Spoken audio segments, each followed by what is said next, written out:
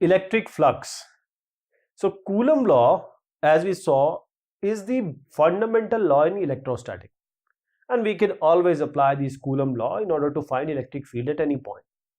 But there is one more law along with the Coulomb law, which is the Gauss law. So Gauss law is very important, very useful in order to determine the electric field of system of charges having symmetry.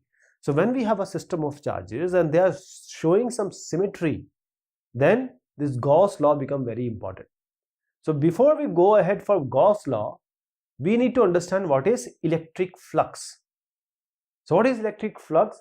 The concept of this electric flux, it relates the electric field with its source. So flux is simply a mathematical concept. We can always interpret it physically. So flux is a characteristic of all types of vector field. So electric flux is what? It's a quantity which is proportional to the number of electric field lines passing through the surface. So we have to learn, or we have to understand the electric field lines, how many are there and how they are being propagated. So we use the word proportional. Why? Because the number of lines we choose to draw is arbitrary. So consider just an area A which is placed in a uniform electric field. If we have an area like this, it's in a uniform electric field. See, these all lines are equidistant. So it is placed in a uniform electric field. So this surface area is, or you can say surface area A, the normal to this is the surface area is perpendicular to the electric field. As you see here, I'll show you how. This is the surface area and this is the electric field. So this A is perpendicular to electric field. So area is a vector quantity, but what will be its direction? This direction, area direction, A vector direction will be normal to this area. So as we see here, this normal vector A and E electric field, they both are in same direction. This is the normal and this is the electric field. See here, this is electric field. These are all electric field. And this normal to area is having the same direction. Both are in the same direction. So electric field we can define in terms of electric field lines, as I just suggested. So electric field at any point in the number of electric field lines which are passing through surface of unit area, which is placed perpendicular to the electric field at that point. So the number of lines which are passing through surface of area will be E into A, electric field and area. So if I say again, let me make it for you. This is area, now this is electric field, and if you draw normal to this surface, this is A and this is E. So this E into A is the electric flux. The number of line passing through this surface area is the electric flux. So the electric flux is the number of lines which are passing through this surface. We represent it by phi. Phi is nothing but electric field into area. So if the surface under the concentration is not perpendicular, we say that it is not perpendicular, the number of line may be less. So the electric flux may be less. Okay, let me give you an example. See, now we have just tilted it. We have just tilted it. So now it is making an oblique angle with this electric field. So now this area is perpendicular to this surface and now E is in this direction. So we'll take let me show you like this. A is in this direction, normal to the surface, and E is in this direction. So if this is theta, so what will be this? This will be A cos theta and this will be A sin theta. So what do we have? This is electric field and this is A cos theta. So what will be the phi? See this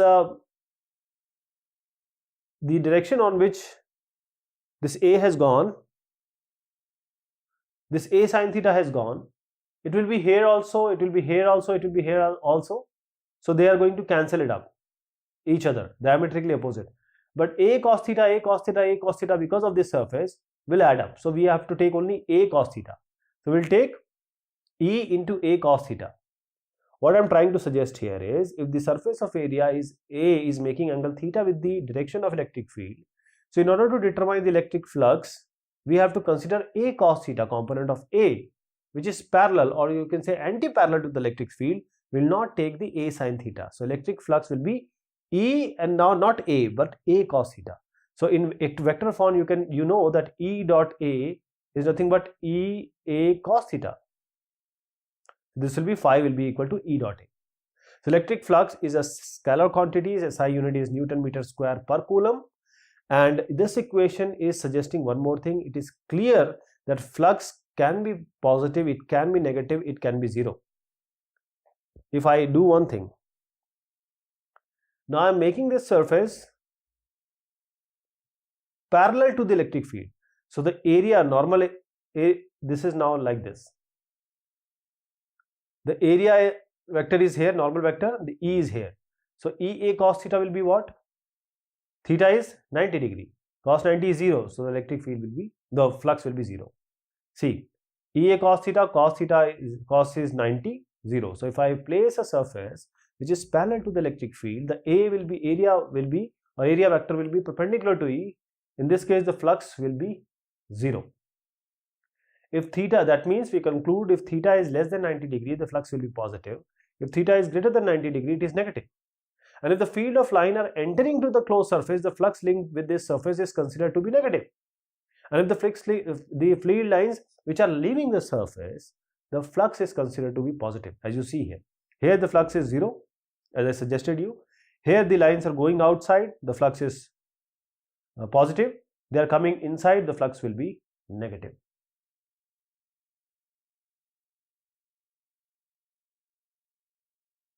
Let us have some general definition of electric flux.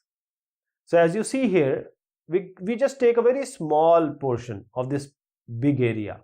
We consider a very small arbitrary surface in electric field.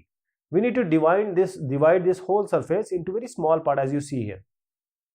If the element is very small, the surface is not highly irregular. Each surface can be taken as a plane. So we'll take a very small area and we consider it to be a plane, right? So if such a small element we can consider, and the electric field can be considered as uniform here, even if it is non-uniform. But for small portion of area, if we take just this portion, the electric field can be assumed to be uniform. So each of these surface now can be added to form an area. So the magnitude of this vector should be equal to the area of surface element, and the direction is along the normal. If we have taken a very small, the direction of course will be the perpendicular of area will be perpendicular, and the magnitude of this vector should be equal to the area of surface element, and the direction is along the normal, as I suggested here. So if the surface is closed, that is the surface is closed, that is it is volume, then such vectors are drawn outwards direction of the closed surface. Now let us take this small area as delta Aj. We have taken just a small area which is vector delta Aj.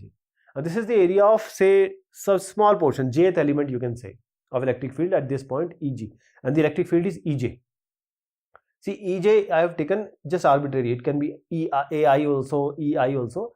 Just we have taken a very small portion, and we said that area is A and electric field is E, because this is the jth element we have taken, it will be Aj and Ej. Very small portion we have taken, and we say that electric field and this is not changing as much. So the electric flux which is associated with any jth part of this area, this whole region, the flux will be equal to Ej into delta phi. We know that the flux will be equal to electric field into this, right? So what will be the total flux? We have to take the sigma. See, this was the big portion. We have taken a very small area. For this small area, we said, okay, this is the delta phi j, and this is Ej. E into delta phi is the total flux, and we have to take for a whole area.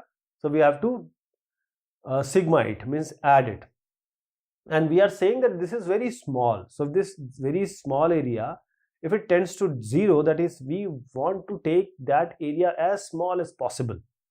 Then only we can assume that the electric field is constant, or you can say it is uniform, right? So when we take the summation and we take Aj limit to 0, this E into delta phi j, this is nothing but E into dA. This is the area, right? This is the area. You can consider it like this also. See, This flux is what? E into d delta A. Let us take as delta Aj. Now we have to find out, we need to integrate or summation. We have to take summation of this E into Aj. So E into Aj, just consider this to be E into d or delta Aj.